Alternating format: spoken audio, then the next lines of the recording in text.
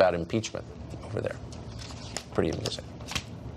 Well, Hillary Clinton spent years promising conflict with Iran. Iran, they're the greatest threat we face. She told us that for a long time.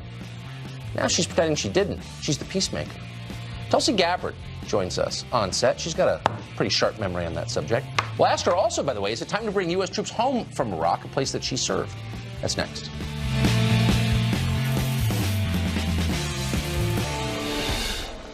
Last night, as America really did for a moment seem on the brink of war with Iran, some users on Twitter voiced their displeasure by tweeting the hashtag I voted for Hillary. It was a nice little rhetorical win until Hillary Clinton herself had to join in. The message, of course, is that President Hillary would not be starting a war with Iran. But is that true? Or would Hillary Clinton be maybe the single most likely person in the history of America to start a war with Iran?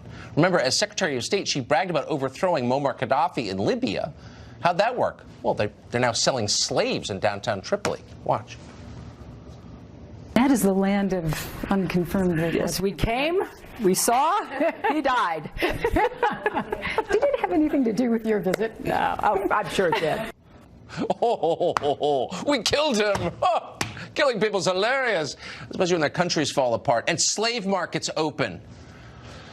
Anyway, if anything, Hillary Clinton's intentions toward Iran were even more bloodthirsty. In 2008, which was a long time ago, the first time she was running for president, she warned that Iran had better be ready because she was going to crush them.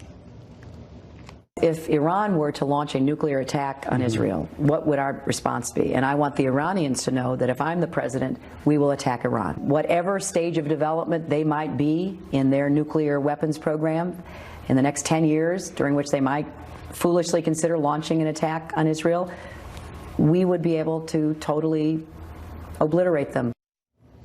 Yeah, so just in case you didn't remember that Hillary Clinton was the neocon, because she was and is, there you go. One person who may remember is Congresswoman and Democratic presidential candidate Tulsi Gabbard. She joins us on set tonight.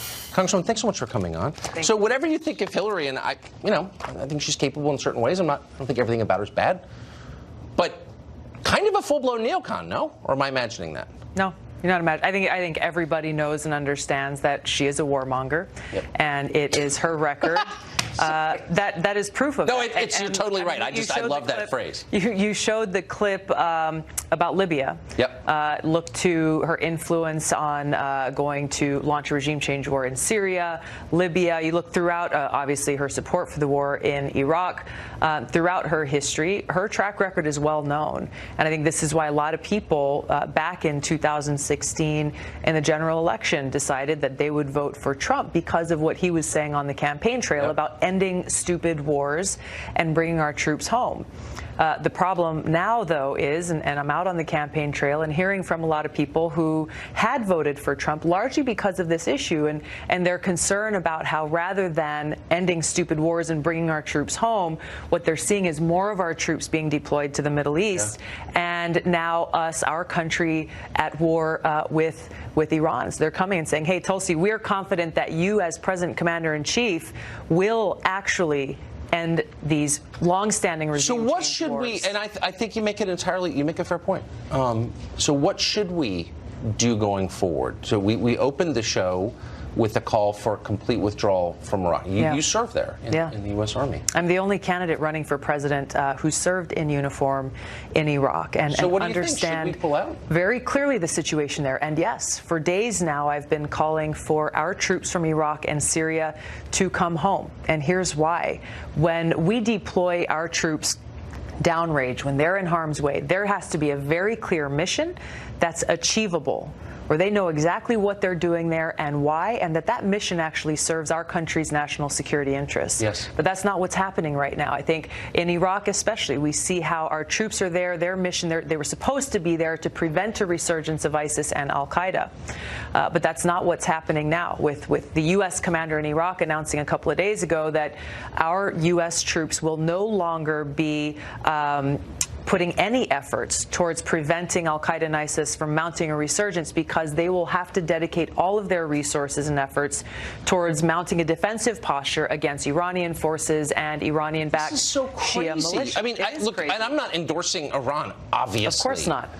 But just in point of fact, because facts do matter, even in 2020, wasn't Iran one of the forces that overcame ISIS? Or am I imagining this? Yes, and in Iraq there was this kind of long-standing uneasy alliance between U.S. forces, Iraqi government forces, Iranian and Iranian-backed Shia militias, and the Kurds there, all coming together to defeat and prevent a resurgence of ISIS and al-Qaeda. And this is where, unfortunately, President Trump's actions are actually undermining our national security in two important ways.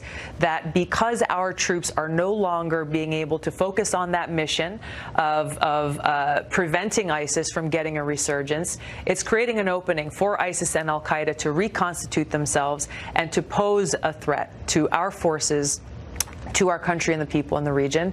And secondly, Iran is now, as they've announced, they're no longer complying with any restrictions that were in the Iran nuclear agreement, speeding quickly towards developing their own nuclear weapons capability, which puts us at greater risk and puts our partners and allies in the world at a greater risk.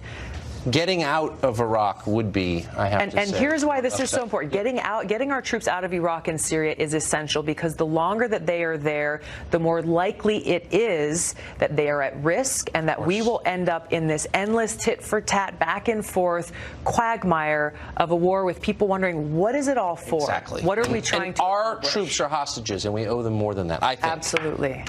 Congressman, thank you. Thank you. Good to see you. Well, San Francisco is some